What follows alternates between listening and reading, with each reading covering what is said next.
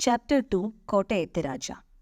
The royal family of Kottayam Taluk, a division of a district in British Malabar, it's a province lying towards the north of the Nila River, has to its credit quite a number of intellectuals, both men and women, among its members. All its members were well educated and very sharp, except for a prince born to the Queen Mother who headed the family a few centuries ago. She made all efforts to educate the boy who was a little slow, but all her efforts went futile. The prince was hardly 16 when the Zamarin of Calicut passed away.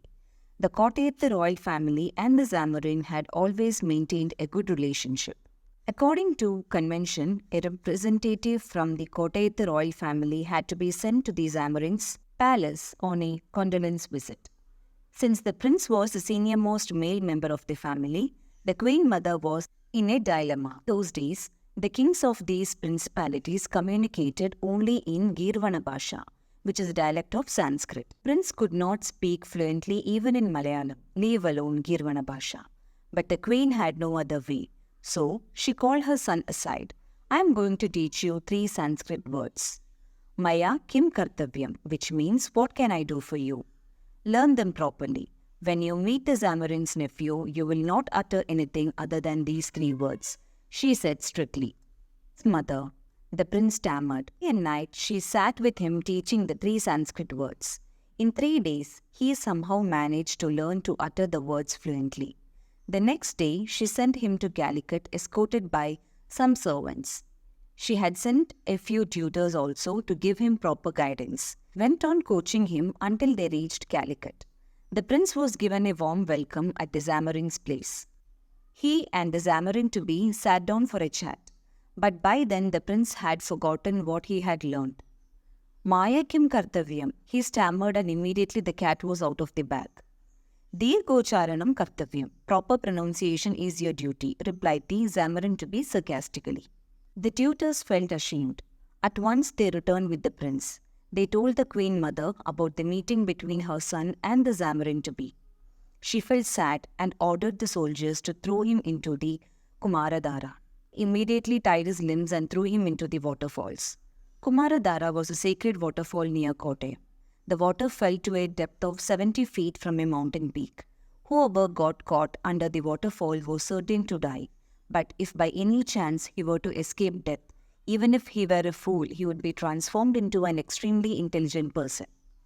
The prince lay unconscious under the heavy falls for hours. The soldiers then untied the ropes and took him back to the palace. The Queen Mother was surprised to see her son alive, though exhausted. She immediately made arrangements for his recovery. In a week's time, he was up and about. Miraculously, he had become a new man. The Queen Mother's joy knew no bounds when she realized that by divine intervention, her son had become a supremely intelligent boy overnight. She engaged eminent tutors to educate him. Within a short span of time, he had mastered all the academic subjects. Later, he became known as a great poet. There are a number of compositions to his credit, but the most celebrated works of Kottayathu Raja are his Attakadagal, the compositions used as playback for Kathakali, the noted art form of Kerala, namely Bhagavatam, Kirmiravadam, Kalyana Saugandhigam and Nivata Kavacha Kalakeyavadam. There is an interesting anecdote related to these compositions. The story goes like this. After completing his first Attakada, Bhagavatam, he took it to his teacher. The teacher went through the composition.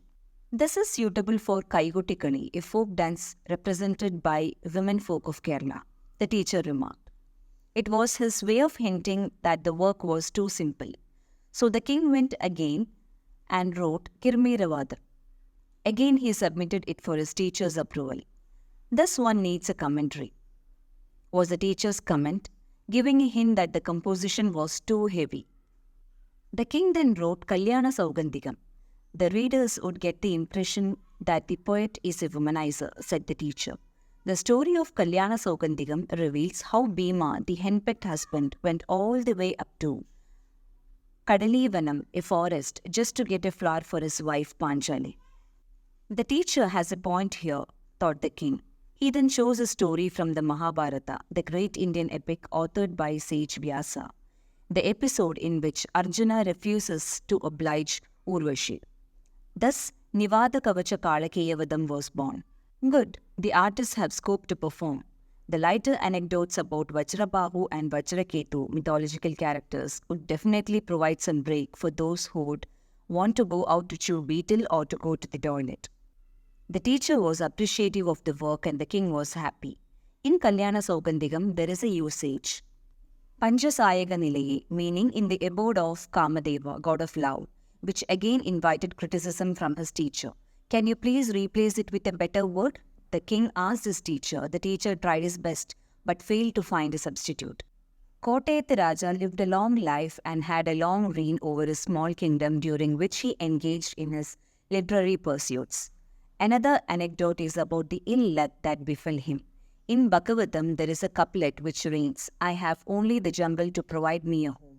It is said that the king had to surrender his land to Tipu Sultan and had to escape into the forest because he fell prey to his own calamitous foreboding in his literary work. Today, he is remembered with utmost regard by the people of Kerala as the author of great Attakadagal.